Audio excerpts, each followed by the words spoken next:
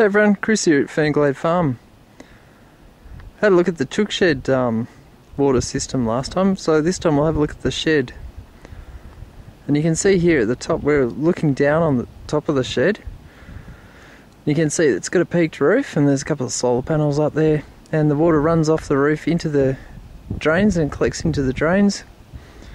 Runs along the drains in this PVC pipe and collects around the corner into the tanks. So we'll just whiz over and have a look at them. We'll see how that works.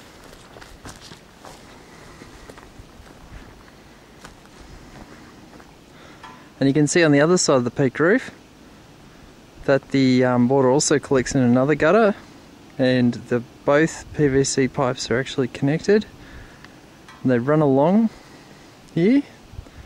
They form into the top of one of two tanks. And both tanks are actually connected, so we'll nick down and have a look. Again, you can see at the top of the tanks they dump into a stainless steel mesh which stops all of the solids getting into the tanks. It's actually quite effective. The water in the tanks is very clean. So let's go down and have a look at it, see how the two tanks are equalised. These tanks are an identical system to the chook shed. At the bottom of the tank is a 1-inch outlet, which is brass, and it lets water out into a 3/4 inch pipe, and that pipe is also connected to an outlet in the second tank, and the pipe actually equalises the water balance between the two tanks. So when they're full, and they're not quite full yet, you can see the water only needs to outlet from this individual tank here, the larger of the two. This tank here is about 8,000 litres, the one next to it's about 2,000. That roams down here, goes into the ground. If you have a look down here, you can see it's quite a cold, wet day today. It's not warm at all. Then down below, you can see that PVC pipe exits onto the other side of this rock wall and then down into the orchard.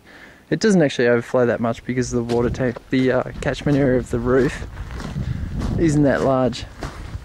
The main difference between this system and the chook water system is that this system has two tanks, as we've just had a look at, and under here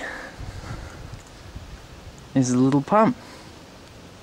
And this pump's a little ripper. It's a 12 volt DC pump, and it can pump upwards of 19 litres a minute.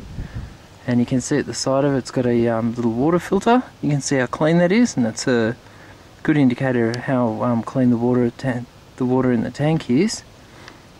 And that's on all the time. And what it does, it waits for waits to see if any pressure is needed in the line, and it'll then kick into action. You can see here there's a tap, which is a direct run from the pipe. Now all of the pipes run underground here. You can see I've got some spare pipe there, and we'll just show you how good this tap is. That's on all the time, and that's some pretty good water pressure.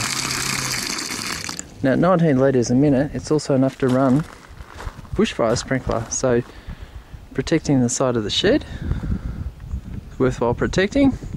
It's a stainless steel shutter on the side of the tank there, but we can also run this bushfire shutter, and this is running, this is ready to go all the time. So just switch it on. I'll try, hopefully the camera doesn't get too wet. Yep, no, that got pretty wet.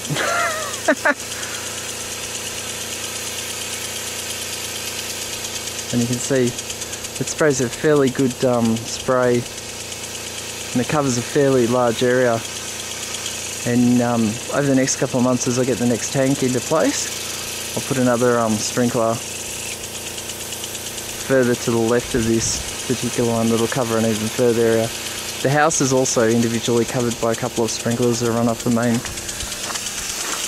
tanks. And we switch it off. Just forgot to mention one last thing before we finish. That pipe actually also now runs underground, and runs into several taps, and it's all run off the same system.